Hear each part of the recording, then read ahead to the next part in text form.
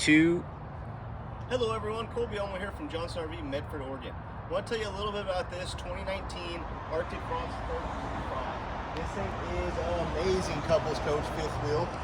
Great condition, awesome build, huge fiberglass front cap right here. Nice rock guard right there as well. Tons of storage inside and out of this coach.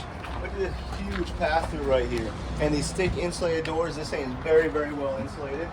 You do have a flip-out grab handle to get in and out of the coach, and these nice solid stays as well. This thing was in fantastic condition, always garage kept, so very, very good. Tons of counter space, nice solid surface Carryout countertops. Gives you a sweet little trash chute right here, so you drop your trash right in there and pull it out from the side. Huge sink on this guy. Get a double sink right there. It's just ginormous. It's definitely a livable fifth wheel. This is the rear living floor plan. So you do have the nice rocker recliners in the back with great window views. Theater seating right here, set up directly across from the TV. Nice freestanding dinette. I say this is a couples only coach because they don't really give you any extra sleeping in here. I guess if you need to sleep like a grandkid or something, you can always sleep them right there.